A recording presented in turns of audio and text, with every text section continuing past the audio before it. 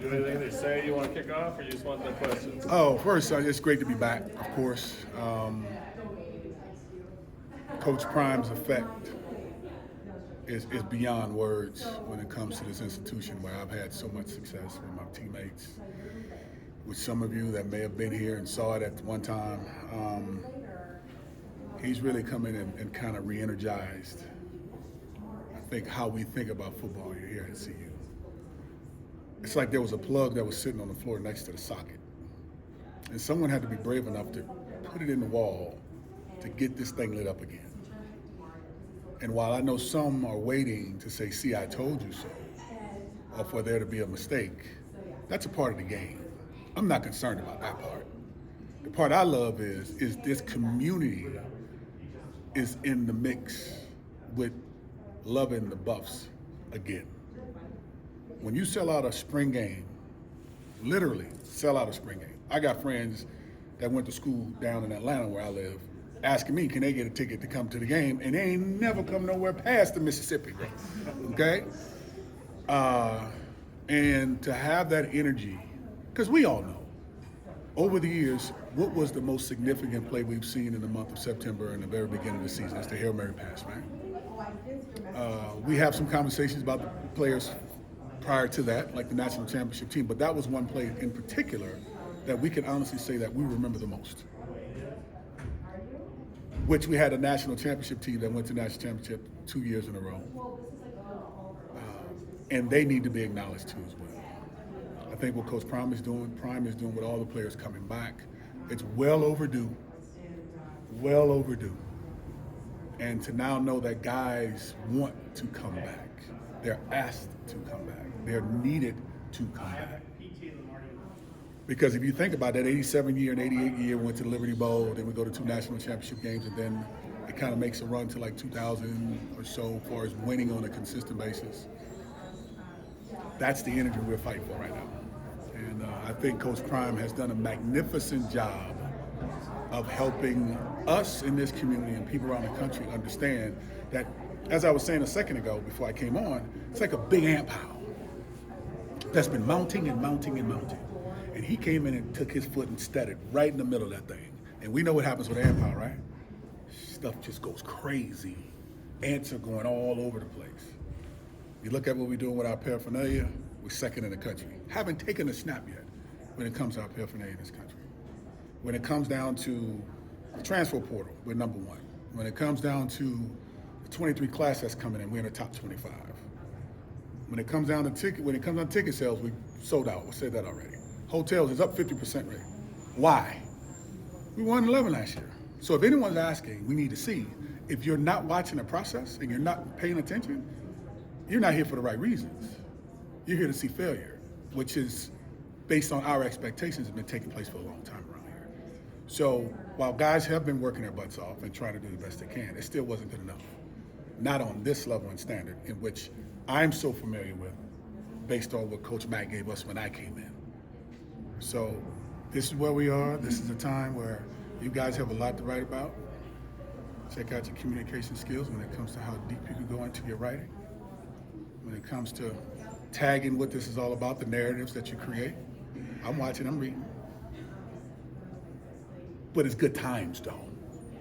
Right? It makes your story writing in the newspapers and articles, things of that nature, exciting.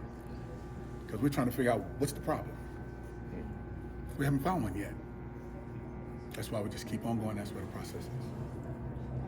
What was, are you finished?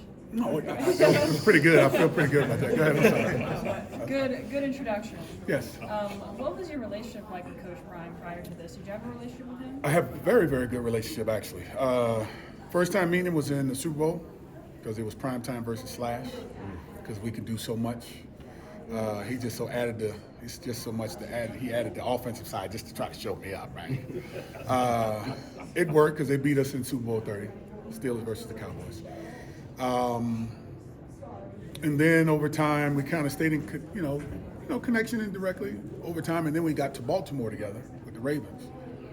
Vacations and stuff together, talk to his kids through their process with the youth league, whether it's at Trinity, at the high school, and We keep in touch literally on social media via text because we got a group of us that always talk all the time. When he went to Jackson State and did such a phenomenal job there, to the injury that he ended up having and just making sure he was okay, because it's bigger than the game. And it just kept on going. And he got the phone call when the opportunity came here, which I didn't know why he was calling about that. I just heard Auburn and USF in the mix because I'm down in the southeast area. I'm like, what the heck is he calling me about Colorado? And I kind of gave him some inside stuff on what I thought we needed and needed to address, and he actually attacked it immediately. And here it is. He's asking me to come here today, and I've been here all week, but come here to be a part of it and see it, and give my 2 cents, and just be a part of it. So it's been pretty remarkable to say the least, to be honest with you. And Coach Prime, the way that you do, what is it that makes him so successful as a coach? His drive. I know sometimes when we bring coaches in here, and if you look at it overall, no disrespect, and it's not a bad thing, but this dude played it. He's done it. He's seen it. He's had the youth leagues. He's still with the Under Armour camps at the time in which he was getting these, and he always had the opportunity to identify talent. He was one of those talents that had to be identified, be a part of the NFL Network. So you look at all of the things that he's done overall, it's kind of hard to say what he doesn't know when it comes to talent, but just look at the body of work. 2 Super Bowls, World Series, two Super Bowls, Trinity, the Youth League, just winning across the board, to then going to Jackson State and having a chance to think conversations about Florida State, had to get his degree, obviously, and then he ended up going to Jackson State, to how he turned that program around, literally overnight. The buzz was tremendous. Kids started buying in. Before you know it, they won championship, going to the championship game every year, pretty much. His sons, Shador and Shiloh, were intricate parts of their success. They say blood is thicker than water, right? So it's like that lineage, that legacy of those 2 young men helped build that program. To then Rick George, who we all know probably was on the hot seat in his community. After he built all of this and did all this great stuff, he had to make some decisions, and the person came to mind was Prime. And I'm sure not too many thought he would come here thinking that this may not be his style based on what we know of him, which is he's outward with how he thinks and how he feels and what he wants to do and what he needs to get done in order for it to be successful for his vision. And I think we've all been, victims of that as we speak right now. Well, you know him. Did you think this, and you know Boulder, right? Did you think this was going to be his style? Well, I got to be honest with you. I'm like,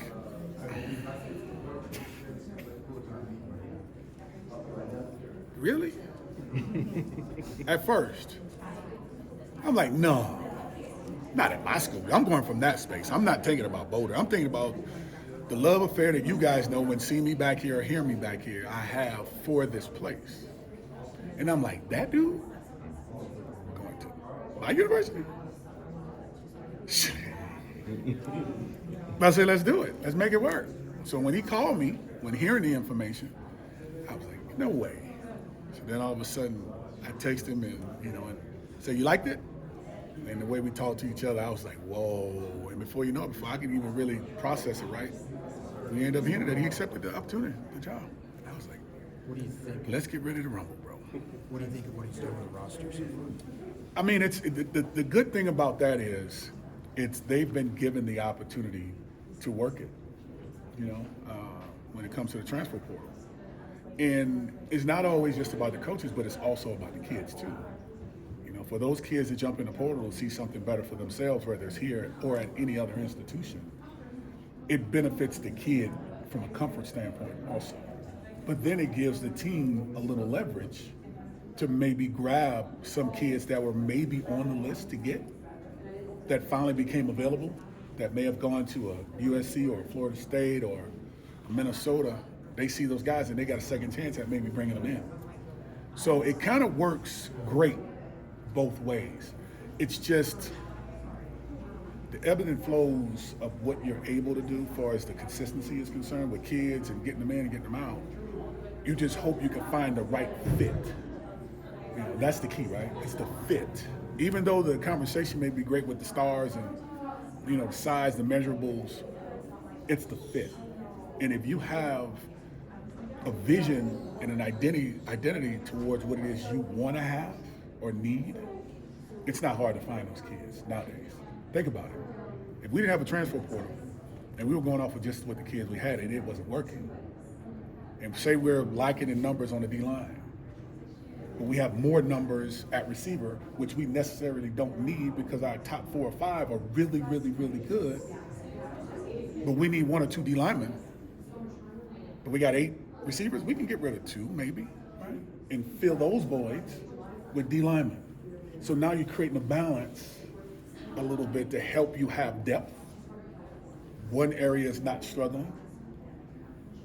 And then you can kind of go out and compete against the best of the best, because in the Pac-12, it's a copycat league, right, in a sense. All conferences kind of look the same when it comes to their top-tier teams. So you look at USC, you look at UCLA, you look at Oregon. They're almost in Washington. They kind of look a little similar. Quarterback may be a little bit better over here. You might have a better receiver over there. Look at the SEC. Alabama becomes a top tier, but then you start seeing LSU, then you might see a little bit of Auburn, Georgia.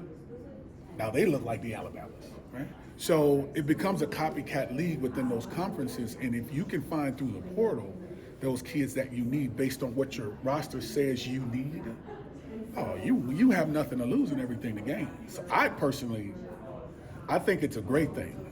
I come from the world of when you make that commitment, that's it. But for some of these kids who fall under that opportunity, it benefits them, but it also benefits the team. So it works hand in hand. Hearing the pride and reverence with which you speak about this place in your voice right now, what was it like watching this team over the last 20 years or so? Same energy, nothing changed. It was just you wanting to see more. But I still would come back and spend time with the program, speaking to the kids, whether it was going back to Rick Neuheisel, to Barnett,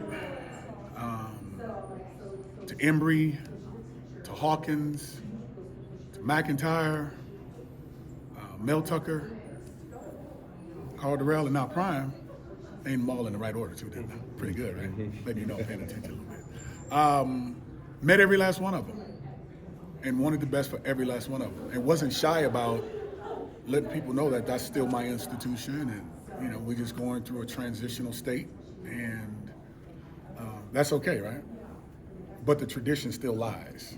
And I think the hunt for the right coach, when it came to, I think we had 3 ADs since I left, and Prime makes the 8th coach. Rick George is trying to find that diamond in the rough, so to speak. And he's done over the last 3 times with, which is another thing, African-American coaches that he thought may have fit the bill when it comes to attracting a certain kind of player. Because let's be transparent, this is Boulder, Colorado. All right, you look outside, there's nothing outside that says football, okay? It says a great lifestyle, a beautiful place, worst case scenario. And when coming here, you have to want to be here. You have to want to be here. And when Max started that run of getting those certain kind of players mixed in with everything else, that's what that good mix of gumbo, if you will, you know, all that good stuff. You throw the filet on top with a little bit of spices, you put it out on the field. That's a good meal. That's a good thing. So I like the direction that we're going in with this, honestly. It's not a spa. It's not a recreational center. You know, we're not here for feel-good stories per se. We're here to win.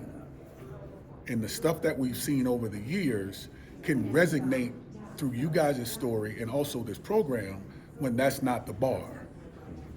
And so when we're competing on this level on the field, we need that throughout this entire ordeal, to where when they see us coming as they've done before, when we were doing it, it was a problem.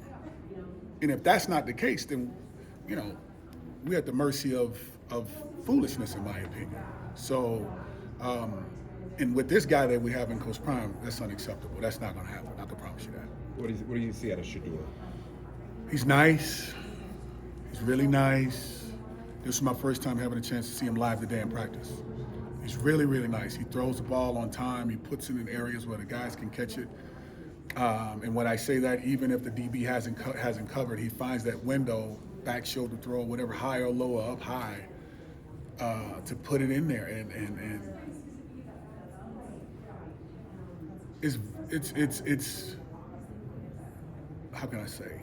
It's refreshing to see it when not being able to see it over some time on a consistent basis in a practice. People would ask, do you think he can make it in the Pac-12? My question to those folk that ask that question, tell me about the Pac-12. We talk about the top tier, we may have a Heisman Trophy winner, Doak Award winner, so on and so forth, which we know with USC, they got that last year. Tell me about the bottom tier. Worst case scenario, he's gonna be better than that bottom tier. We get caught up into locations, HBCU, Division I AA. The question is, what are his numbers like? If you're good, you're gonna play good regardless. Football is football at the end of the day. We get caught up into the powers that be in a sense of those areas. But you give me the bottom tier for the sake of conversation of the Pac-12. I'll let you guys answer that question. So if you're steadily going to championships every year, you're MVP within those conferences, and you're playing for the national championship every year you're starting, and your numbers are good numbers. Now, per capita, is the talent consistent across the board? Are they in the Pac-12? Are they in the SEC, ACC? Big Ten? It's just a matter of these guys coming together as quick as they can with all the movements that we have, transfer portal, so on and so forth, to try to find this, a whole bunch of body parts moving, but still one team mentality. Once they can get to that space, I think we're gonna be competing with the best of them. Also going to be plenty of your former teammates, other people from the 90s. Yeah, those old guys are coming in town, man. How exciting is that for you to see and just try I want to race everybody. I want to see. I still want to compete. I want to see if I can beat somebody. I'm getting a little cracking a little bit myself, but no, it's going to be great, man. The guys that I knew or knew of when I came in, from that '88 Liberty Bowl to the 2 consecutive national championship teams, to some of those guys playing a couple years once I got here with me. It's going to be great to see them, man. Just talked to a group of guys, a whole bunch of guys coming from the 70s and that was out on the field today. That is long overdue, and to see that it is happening this way, that positive energy, it matters, and so for me, I'm really excited, to say the least, and to know that this thing is going to be packed for a spring game, and knowing that the regular season is sold out. Come on, man. And I think these kids need to see that, though. When they've never had a chance to feel what greatness is, and they hear that conversation and feel it, to then be able to go home and do some homework if they hadn't done any. Because it's a different it's a different climate right now for the kids that's playing ball nowadays. It's more microwavable, if you will, in a sense. Because why? I can find you on social media. Coach Mack, Coach Simmons, they couldn't find me on social. They had to come and knock on the door. I had to ask them for some film, and so to be found and get here and win the way we did, the life's a little bit easier for these kids. But to hear this energy and to feel it, and have someone like Coach Prime around, that's that same old school mentality. It's gonna be really good. Matt Rule made some comments at Nebraska. Say it again? Matt Rule from Nebraska made some comments, their new head coach, about how he was looking forward to coaching his guys. Kind of maybe throwing some shade over here at just how many new pieces are here. Are you maybe looking forward to a re-energized rivalry there? He ain't playing. He ain't taking a single snap. So he's irrelevant when it comes to what that's going to be about between the white lines. So, a little dry, if that's what he said. So you got to get a little more. What did that rivalry mean to you? Oh, it was one of the greatest rivalries in all of football. I mean, you look at the Florida States, the Floridas, obviously the Nebraskas, Colorados, and what else is out there? Auburn, Alabama. Bama, LSU. Yeah, the state of Alabama rival, yeah. Auburn, Alabama, LSU, and who? I was gonna say Bama. Them Same thing. them two. I mean, it's kind of hard to talk about a bunch of rivalries because to the level in which ours was, that determined who would win the national championship in some cases. So, it's the bragging rights with Auburn and Alabama in the state of Georgia. Right? What is that, Iron Bowl? I think it was something like that. Something like that. So it becomes, and of course the Stanford-Cal game I think still exists when it comes to the Pac-12 because of how crazy that game ended with the band running on the field. That was kind of crazy. But it's great to have this rivalry coming back here. And if the coaches are saying certain things, that's cool too, because the game still has to be played. So I'll probably be here to see that. Anything else for Kordell? College football's changed a lot since your time. You Yeah. touched on the transfer portal a little bit, NIL opportunities. Just Yeah. what are your general thoughts on all these kind of recent changes to the game? You're talking about far as schemes and things like that? No, Like the just portal? for the players, the opportunities to have the transfer Yeah, portal. and the NIL and all that yeah. stuff. Yeah, it's that's why you work so hard in the time in which you're playing for things like this to transpire. It's a revolving door. Something's gonna happen eventually. The O'Bannon brothers, if you go back to basketball at UCLA and what they were fighting for, if you think about that.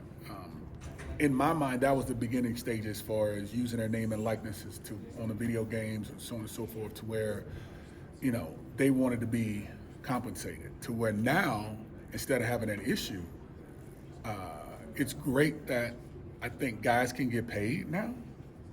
If you're giving a boatload of money to institutions, but these kids only get stipend checks for a certain amount of money based on what the community says that they can afford to have, because they got to pay their rent and so forth. They're living off campus. Even to just having money in their pockets. These were some of the indirect things that we may have spoken about back then, but we made it work because we worked during the summer times and we stayed here and things like that, and we just lived together and made it work. But now that you see it happening, transfer portal, it's great for the game, man. It gives these kids opportunities to really enjoy it and not feel so controlled, I'll use that word, so controlled with how they live their lives. Because they leave home in certain situations and circumstances, good, bad, or indifferent, to come here to be in school away from where you live and come from, to get paid to do the game. Especially they got the kids getting the NILs in high school. You kidding me? I'm jealous. All right, we need to let Kordell get going, but thanks. All right. Appreciate you. Thank y'all guys. Appreciate that.